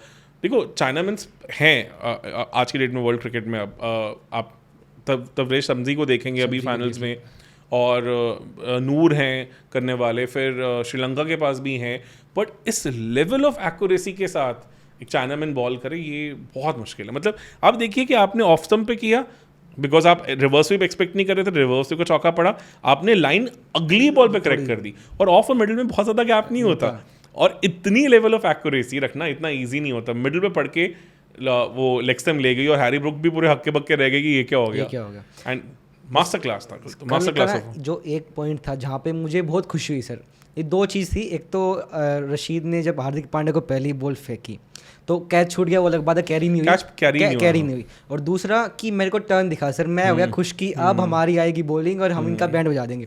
सर वही मैंने आपको टेलीग्राम पे हम जब डिस्कशन कर रहे थे तो वहाँ पे मैंने कहा था कि अक्षर और Kuldeep will be the key players today. तो मैं बिल्कुल सही बोला था आपने, बिकॉज वो स्पिन जहाँ मिलती है, ग्रिप होनी शुरू होती है। देखो जडेजा भी बहुत डेडली होते हैं इस विकेट पे, जस्ट दैट उनका कॉन्फिडेंस उतना अच्छा नहीं। जडेजा ऐसी विकेट पे जब बॉल आगे फेंकते हैं तो मुश्किल होती है। अगर आपने नोटिस किया हो तो उन्होंने थर्ड ओवर में एक बॉल आगे फेंकी थी तो बैट्समैन को क्लियरली बीट भी किया था।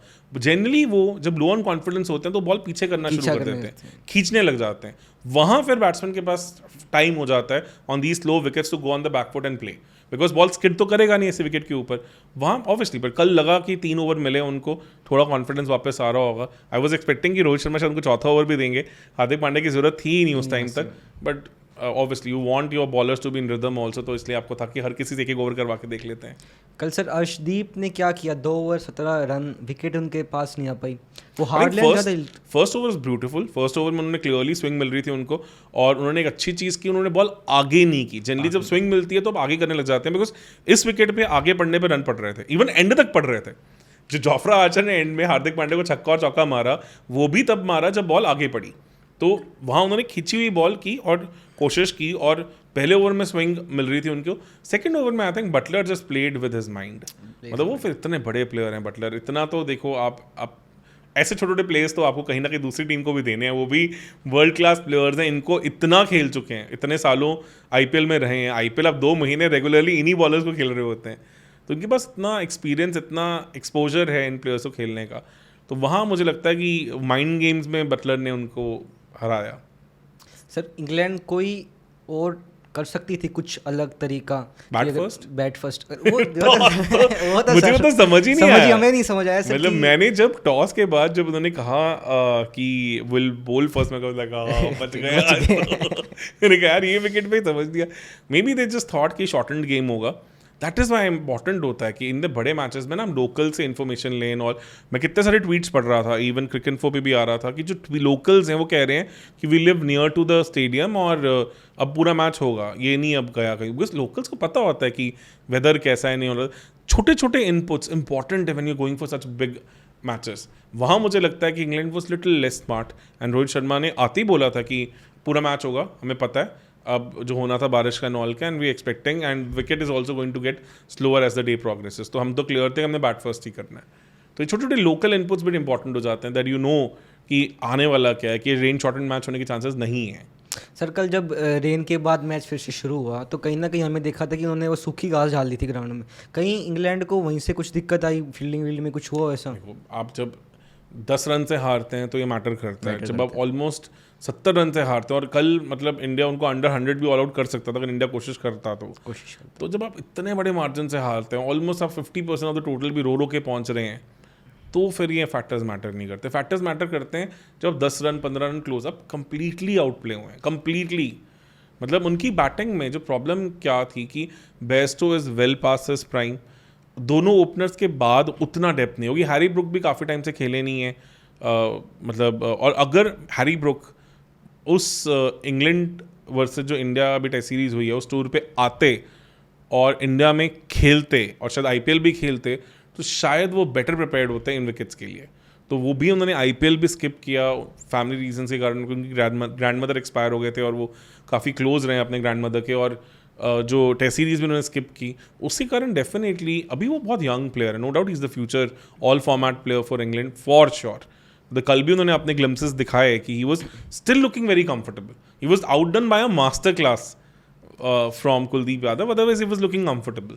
बट अपार्ट फ्रॉम दैट उनकी बैटिंग में उतनी डेप्थ नहीं। लिविंगस्टन ऐसे विकेट के लिए सिटिंग डक है, मतलब वो नहीं कुछ कर सकते बिकॉज उनको चाहिए कि बॉल बैट पे आए, वो वैसी विकेट्स प्रेफर करते हैं, तो वहाँ बहुत मुश्किल था।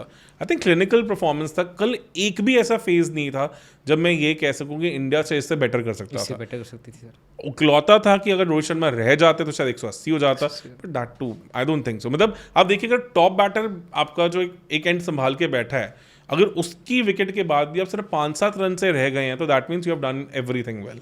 बैटिंग में से ज़्यादा मैं उम्मीद नहीं कर सकता था, bowling you have done really well. इकलौता पॉइंट था जहाँ एक ओवर अर्शदीप का जहाँ पे बटलर ने उनको मैनिपुलेट किया, बट देन इतना तो आप दूसरी टीम भी खेलने आई है अल्टीमेटली। जब हम कल सेमीफाइनल खेलने आए तो हमारी टीम वेल प्रिपेयर्ड थी। अगर हम टॉप ऑर्डर को हटा दें, टॉप ऑर्डर से भी रन आने शुरू हो गए थे, Rohit Sharma was in good touch. हमारा मिडिल ऑर्डर भी हमें मिडिल ओवर्स में अच्छी रन ला के दे रहा था, हमारे बॉलर्स चल रहे थे। तो कहीं ना कहीं अब की बार जो टीम आई जो 2022 में थी और 2000 अभी आई है, तो वो कहीं ना कहीं पैक्ड थी, वेल प्रिपेयर्ड थी, सब टेस्ट हो चुके थे, सबको पता था कि हमारा क्या रोल है। तो मुझे कल बहुत अच्छी बैलेंस टीम नज़र आई।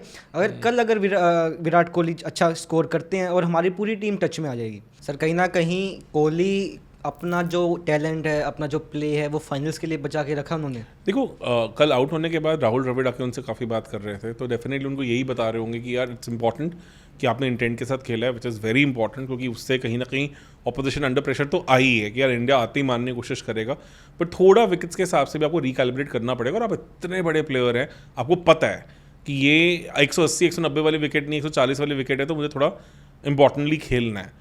और आई थिंक यही डिस्कशन हुआ होगा, आई एम वेरी श्योर। मतलब विराट कोहली कभी भी उठ के आके मेलबर्न जैसी इनिंग्स खेल सकते हैं, मतलब हम सबको पता है। सर कल के मैच का आपका बेस्ट पॉइंट, जरूरी नहीं है वो मैच के अंदर ही हो, मैच के बाहर भी अगर आपको बेस्ट लगा हो, क्या होगा सर? पॉइंट इन सेंस कि जो मोमेंट का मोमेंट सर, कल के मैच का जो मेरे लिए डिफाइनिंग मोमेंट था, जहाँ मुझे लगा था कि यार एकदम एक्स्ट्राऑर्डिनरी क्रिकेट मैंने देखी है, वो हार्दिक पांड्या के 2 छक्के।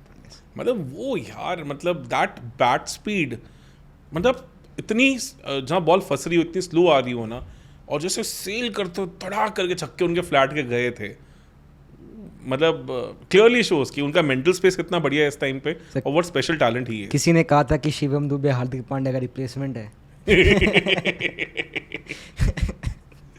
छोड़ो यार, मतलब इस बंदे ने दिखा दिया कि ही इज अब, मतलब वो बुमराह और ये दोनों ऐसे प्लेयर्स हैं जो, और इवन मैं उस कैटेगरी में कुलदीप यादव को भी डालता हूँ, कि जिनको इंडिया को मतलब बहुत प्यार से संभाल के रखना चाहिए। और ये जेनरेशनल टैलेंट है, सितारे हैं सर, सितारे जेनरेशनल टैलेंट्स हैं इंडिया कि जो हम इतनी डोमिनेंस देखते हो, इसलिए देखते हो कि हमारे पास ऐसे प्लेयर्स नहीं थे पहले कभी। सर अगर इस वर्ल्ड कप में हम, अगर जैसे हमने 2007 में अपनी पूरी यंग टीम उतार दी थी, अगर हम यंग टीम के साथ जाएं, इन फ्यूचर भी जाएं, जैसे जो अगला वर्ल्ड कप होगा उसमें मोस्ट प्रोबेबली हमें कोहली ना देखने को मिले, मोस्ट प्रोबेबली। देखो T20 में तो आई एम वेरी श्योर कि रोहित शर्मा और कोहली का ये लास्ट ही मैच होगा, जो फाइनल मैच होगा, इसके बियॉन्ड ये दोनों नहीं जाएंगे, और ज़रूरत भी नहीं है। मतलब Rohit Sharma has done everything under the sun. मतलब अगर वो टूर्नामेंट जीत जाते हैं, which I am hoping he should, तो that's a great legacy to end this T20 series. मतलब पहली जब उन्होंने डेब्यू किया तो 2007 में इंडिया जीती, जब उनका लास्ट सीरीज हो तब इंडिया जीत रहा है, और ऑब्वियसली मतलब pretty much man of the tournament के भी कंटेंडर हैं वो भी। सर ही deserve a trophy sir as a captain. हाँ डेफिनेटली यार, मतलब वो मतलब स्ट्रैटेजिकली इतने स्मार्ट हैं। आप देखिए हार्दिक पांड्या को उन्होंने 14वें ओवर तक यूज़ ही नहीं किया, 14वें 15वें ओवर तक, बिकॉज उनको पता था ये विकेट अलग है। पिछले में कितनी जल्दी ले आए थे, पावर प्ले में ही ले आए थे। तो मतलब ये जो छोटी छोटी निटिक्रिटीज होती है ना, कि वो गट फीलिंग समझना क्या है क्या नहीं है, 5 ट्रॉफीज आईपीएल में ऐसी नहीं आ जाती, ऐसे नहीं आ जाती। मतलब अब मैं उनकी इंटरव्यूज बहुत सुनता रहता हूँ काफ़ी, तो उन्होंने बहुत क्लियरली बोला था कि जब मिचेल जॉनसन आए मुंबई में, तो वानखेड़े में ना जब आप बॉल आगे फेंकते हैं तब आपको हेल्प मिलती है, बिकॉज बॉल डार्ट करती है वहाँ पे। कब मिचेल पटकने वाली बॉल करता था, तो कहते मैंने उसे समझाया कि अगर तूने इस टीम में रहना है और अच्छा करना है तो तुझे आगे पिच करनी पड़ेगी बॉल, क्योंकि यहाँ फ़ायदा ही नहीं है अदरवाइज।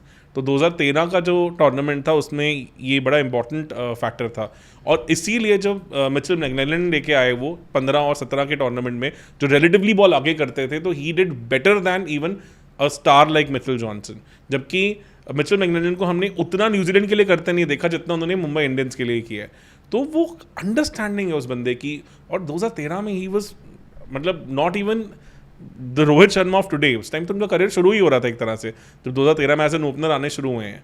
तो जब आईपीएल में ही वाज मेड कैप्टन, तो it was completely out of the blue, और उस टाइम पे वो इंडियन क्रिकेट के कहीं आसपास भी नहीं थे स्टार्स में, क्योंकि उसके बाद उन्होंने ओपन करना शुरू किया। उसके बाद उन्होंने चैंपियंस ट्रॉफी में ओपन किया, आईपीएल के बाद जो चैंपियंस ट्रॉफी थी, और वो भी बड़ा अनफॉर्चुनेट सा सीन था किसी और के लिए। मतलब Rohit Sharma was not suppose to open in that innings.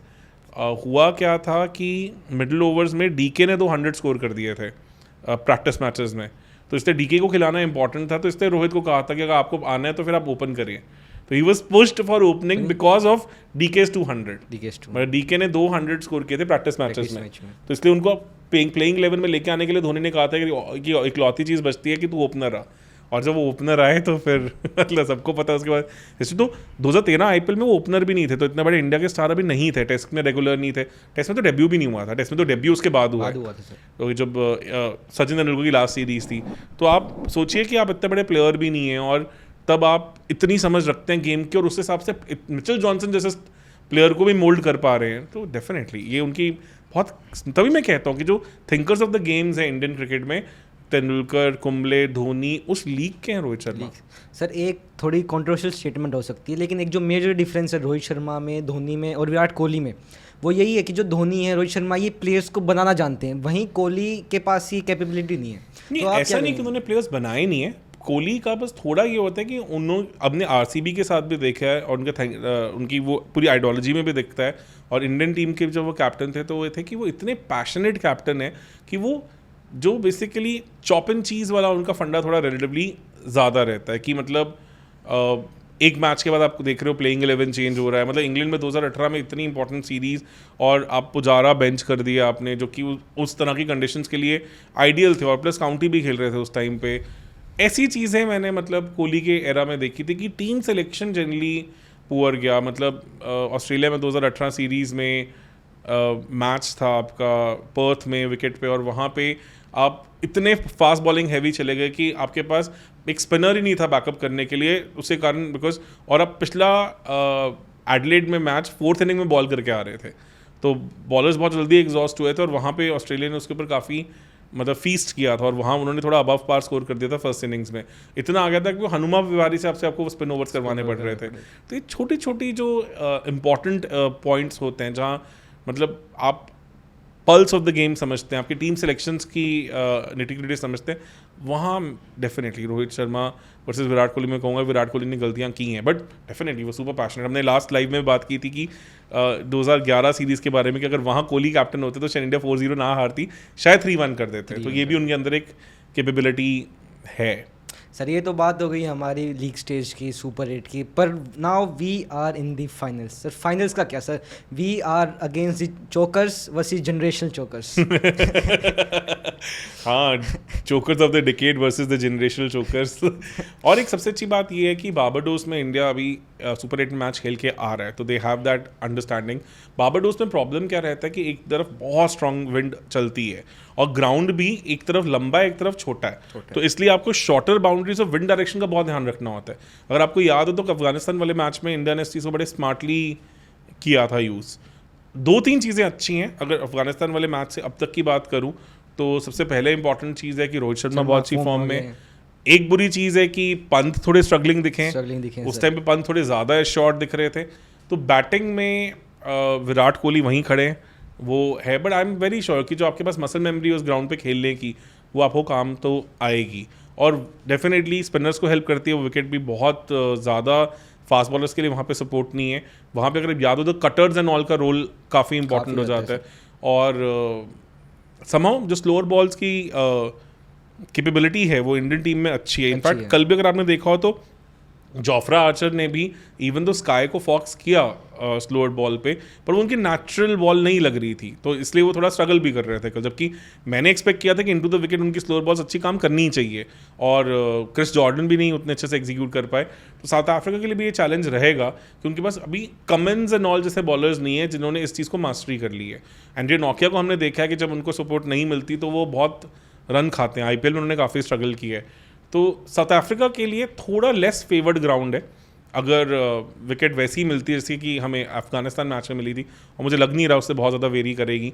थोड़ी बैटिंग फ्रेंडली विकेट है, आप बैट फर्स्ट करते हैं तो 180+ का स्कोर एम करेंगे और चेस करना इतना आसान नहीं है बिकॉज विकेट जैसे डे प्रोग्रेस करता स्लो हो जाती है। सर पिछले 5 मैच जो हमने T20 के खेले हैं अफ्रीका के खिलाफ उसमें से 3 अफ्रीका जीता है, 1 भारत जीता और 1 बारिश से ड्रॉ गया था। तो ये कुछ हो सकता है कल सर अफ्रीका के खिलाफ। जो लास्ट इंडिया जीता है उसमें उन्होंने उनको 95 पे ऑल आउट किया था और उसमें स्काई ने बहुत ब्रिलियंट 100 किया था और कुलदीप यादव ने 5 विकेट हॉल लिया था।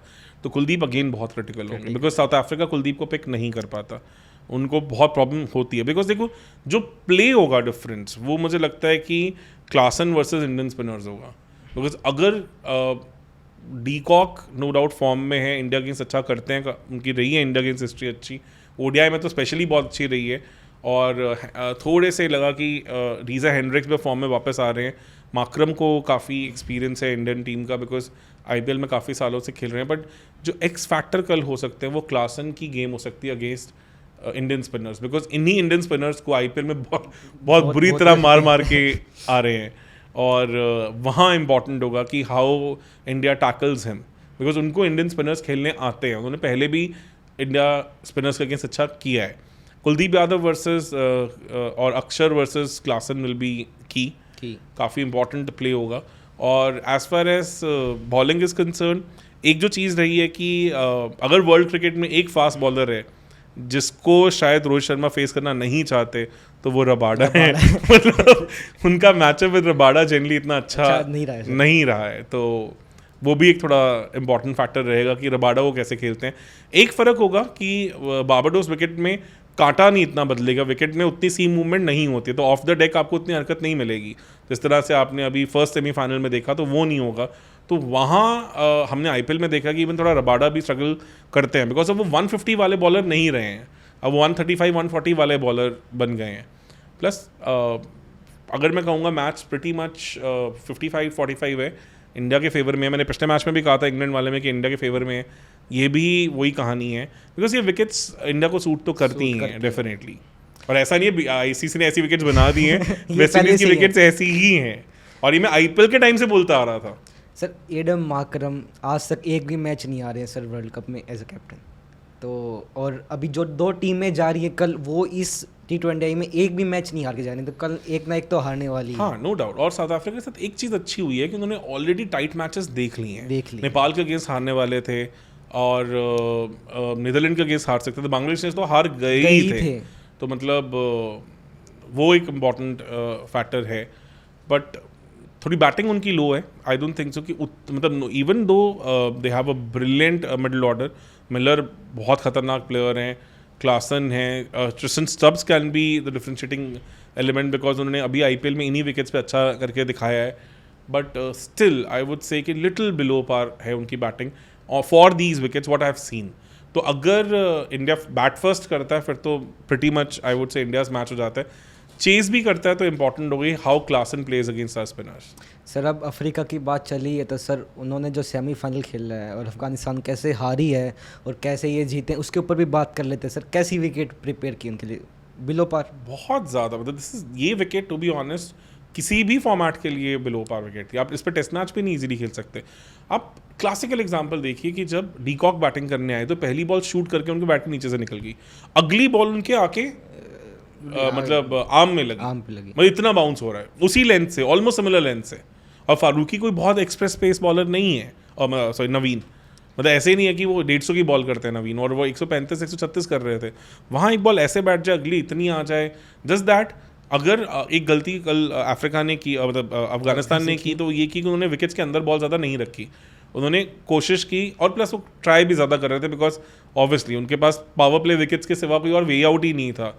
और फिर आर्डन माकरम का जो एज लगा उसको उन्होंने अपील मतलब अपील की, इन सेंस रिव्यू नहीं लिया, कीपर को आवाज नहीं आई। हाँ, मतलब कि राशिद को लगा था कि वो कैच है, और ऑब्वियसली 60 के साथ तो चेज करना। सर जो ये विकेट्स हो रही हैं इस पे ग्राउंड्समैन अच्छा नहीं कर पा रहे, क्योंकि जो अफगानिस्तान और अफ्रीका का मैच था उसमें हमने देखा जो पैचेस थे उसमें घास उग रही थी बस, तो वहीं से दिक्कत आ रही थी। और प्रॉब्लम ये भी था कि उनको 15 दिन मिले थे उस ग्राउंड को प्रिपेयर करने, क्योंकि 15 दिन से उस विकेट पे मैच हुआ ही नहीं था। तो उतनी देर में भी अगर आप नहीं कर पा रहे हैं तो this is a matter of concern. मतलब बहुत अंडर प्रिपेयर्ड विकेट दी, और इतने बड़े मैच में अगर देखो फर्स्ट बैट करा अफगानिस्तान ने, अगर विकेट थोड़ा भी डिसेंट विकेट होता और वो 130 140 भी पहुंच जाते तो इस अफ्रीका टीम से वो इतनी इजीली चेज नहीं होना था। सर वीरेंद्र सहवाग ने एक बात करी थी कि अगर अफ्रीका के खिलाफ अगर इंग्लैंड ऑस्ट्रेलिया टीम जैसी टीम होती तो 120 130 बन जाते हैं वहाँ पे, और वहाँ पे अफ्रीका नहीं जीत पाती। डेफिनेटली। अगर मैं वही कह रहा हूँ कि अगर यही ऑस्ट्रेलिया होती, Australia versus south Africa match होता तो ऑस्ट्रेलिया इजीली इस विकेट पे साउथ अफ्रीका को हरा सकती थी। उनके पास बॉलिंग भी है, उनके पास बैट्समैन भी हैं। Afghanistan was out of depth for these kind of wickets. उन्होंने अभी टेस्ट मैच क्रिकेट नहीं खेला उतना ज़्यादा, वो आयरलैंड के अगेंस्ट ऐसे विकेट्स पर स्ट्रगल करते। सर साउथ अफ्रीका तो बहुत बड़ी टीम हो जाती है। कल के मैच के लिए सर कितने एक्साइटेड हो सर आप? काफ़ी ज़्यादा। आपकी की स्ट्रेटजीज क्या होंगी अगर आप इंडिया को बताएं? इंडिया को कुछ ज़्यादा करने की ज़रूरत नहीं है। I don't think so they have to change anything. Every single thing that they are doing is working for them.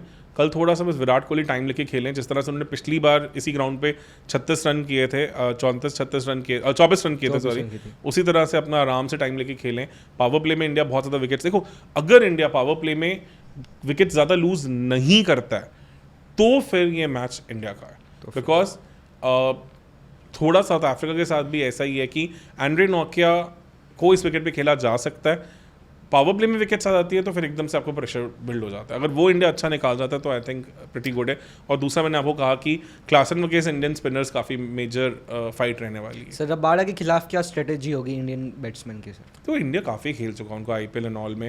Rohit Sharma बस बहुत ज़्यादा आई थिंक मेंटल ब्लॉक बना के ना चले उनके अगेंस्ट, और मुझे नहीं लगता कि उनको उस तरह से हेल्प। देखो रबाडा के साथ क्या हो जाता है कि रबाडा बॉल को स्विंग नहीं करते हैं, वो करते हैं बॉल जब सीम मूवमेंट होता है। तो जिन विकेट्स पे ज़्यादा सीम मूवमेंट नहीं मिलता वहाँ रबाडा थोड़ा अब स्ट्रगल करते हैं। पहले उनके पास जो एक्स्ट्रा पेस थी उससे वो बाउंस एंड ऑल से एक अच्छी विकेट पे भी तंग कर देते थे, और समा उनके पास एक बहुत अच्छा डेडली यॉर्कर भी है। बट अब हमने IPL में पिछले 2 सीजन्स में देखा है, और पिछले उनके इवन डोमेस्टिक मैच मतलब बाकी बायलैटरल सीरीज में देखा है कि वो समा और रबाडा की अब बॉल थोड़ी मिसिंग है।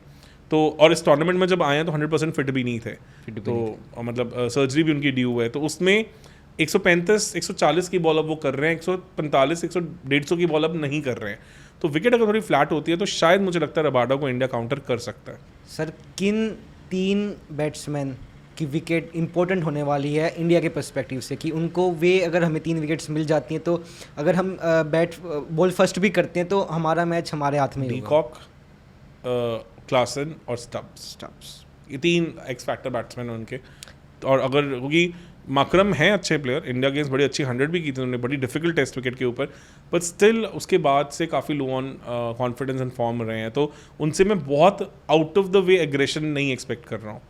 तो बट ये 3 प्लेयर्स ऐसे हैं जो मैच को कभी भी पलट सकते हैं। सर कल के मैच में फिर ऋषभ पंत, शिवम दुबे, इनके बैट से भी रन बनने बहुत ही इंपॉर्टेंट है सर। हाँ। क्योंकि कहीं ना कहीं मैं अभी भी टोटली कन्विंस्ड नहीं हूँ जो हमारा ओपनिंग पेयर है स्टिल ऋषभ पंत ने भी जो एक चीज़ डिसअपॉइंट किया है कि अगर मैं टॉप टीम्स की बात करूँ तो उनके अगेंस्ट उनके T20 स्टैट्स कोई अच्छे नहीं है, मतलब बहुत बिलो एवरेज स्टैट्स ही हैं, और प्लस ऑलमोस्ट 75 मैच खेल चुके हैं, तो ऐसा नहीं है कि उनको चांस नहीं मिला है।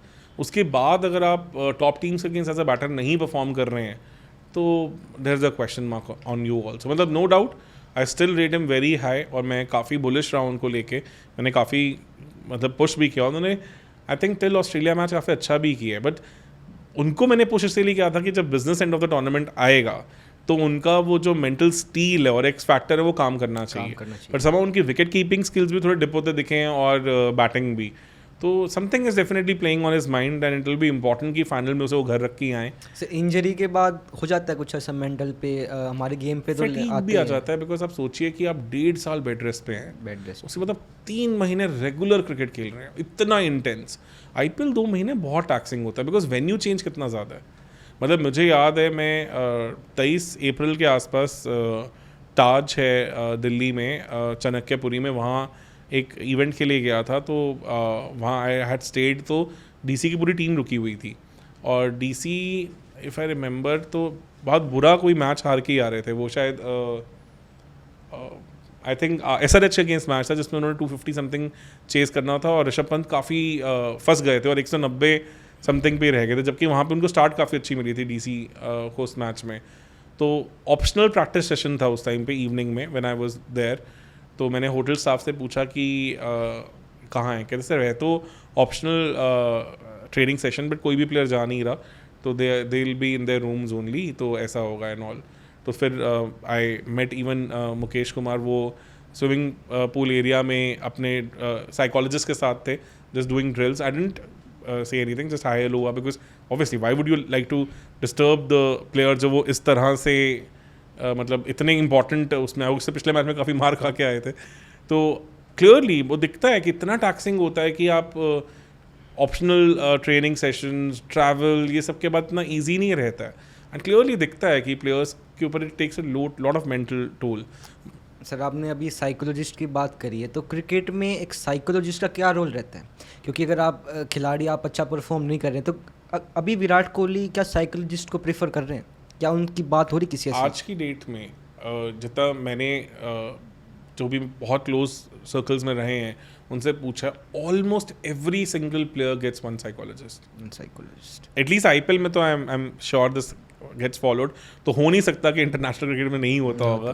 तो जनरली जो अच्छे बड़े प्लेयर्स हैं उनकी तो पूरी टीम खुद साथ चलती है. शेफ तक भी साथ चलते हैं. इतना होता है. और बहुत ज़्यादा मतलब genetic medical care everything is there lot of research and stuff. Sports engineering gets use. अब तो थिंग्स बहुत डिफरेंट लेवल पे हो गई. इतनी मिनिस्कुल माइक्रो डिटेल्स के ऊपर काम किया जाता है कि आप इमेजिन ही नहीं कर सकते हैं. मतलब वो स्टेक्स आर प्रीटी हाई. मतलब आप सोचिए कि आपका एक wrong decision gets scrutinized by billions of people out there. मतलब it's a huge pressure and huge I would say stakes also up there. तो ये चीज़ें हैं अब क्रिकेट में. सर मैं अपने दर्शकों को एक चीज़ और बताना चाहूँगा. आप ही बता दीजिए कि अगर कल बारिश के चांसेस तो हैं तो कल क्या रिजर्व डे है उसके क्या रूल्स हैं कैसे? I think yes reserve day है फाइनल के लिए तो बिकॉज था. That is the reason why they pushed it for Saturday ताकि संडे का रिजर्व डे मिले. और फिर इंडियन ऑडियंस के हिसाब से थोड़ा तो हुआ है वो चीज़ इसीलिए हुआ है ताकि दोनों चीज़ें हों. बट ठीक है आई डोंट थिंक सो. मतलब जहाँ देखो जब US ने जिन चीज़ों को डोमिनेट किया है तो उनके अकॉर्डिंगली सारी चीज़ें चली हैं. तो वो तो ऐसे ही होता है. जिस स्पोर्ट्स में जिसकी जब UK डोमिनेट करता था तो इंडिया को वो लोग पूछते भी नहीं थे. सभी वर्ल्ड कप सब टूर्नामेंट सब वहीं होते थे. तो this is pretty much the way it is. तो भाई अब देखो कुछ भी हो हम फाइनल्स में पहुंच गए. और ऐसा नहीं है कि हम एवरेज परफॉर्मेंस देके पहुंचे. हम टॉप क्लास परफॉर्मेंस के साथ फाइनल्स में आए हैं और सारे मैच जीत के आए हैं. तो होपफुली कल का मैच भी जीत जाएंगे. तो आप कितने एक्साइटेड हो कल के फाइनल के लिए हमें कमेंट बॉक्स में ज़रूर बताइए. और हाँ होप करेंगे कि इंडिया जीते. आप भी होप करो भाई कि इंडिया जीते. भाई अपनी थालियाँ निकाल लो भाई, अपना प्रार्थना करो भाई. और दूसरी बात होप सका तो आपको फाइनल के बाद फिर से मिलेंगे. हम डिस्कस करेंगे, हम की पॉइंट्स डिस्कस करेंगे, हम टॉप मूवमेंट डिस्कस करेंगे. तो इसी के साथ इस पॉडकास्ट को करते हैं यहीं पे एंड. अगर आपको ये पॉडकास्ट अच्छा लगा तो भाई एक लाइक कर देना, चैनल को कर दो सब्सक्राइब और हाँ उस बेल आइकन को भाई ज़रूर दबा दो क्योंकि अगली लाइव या पॉडकास्ट सबसे पहले आप ही के पास पहुँचे. और दूसरी बात हमारा चैनल है इंस्टाग्राम पर भी. हमारा पेज है इंस्टाग्राम पे फर्स्ट एम्पायर नाम से, उसका लिंक भी डिस्क्रिप्शन में है। और हाँ, टेलीग्राम पे हमारा डिस्कशन चैनल भी है, उसका भी लिंक डिस्क्रिप्शन में, आप उसे जाकर ज़रूर फॉलो करिए क्योंकि वहाँ पे सारी क्रिकेट की बातें होती रहती हैं। तो इसी के साथ मैं आपका होस्ट कुणाल आपसे चाहता हूँ अलविदा, मिलते हैं आपको नेक्स्ट वीडियो में। धन्यवाद। Thank you.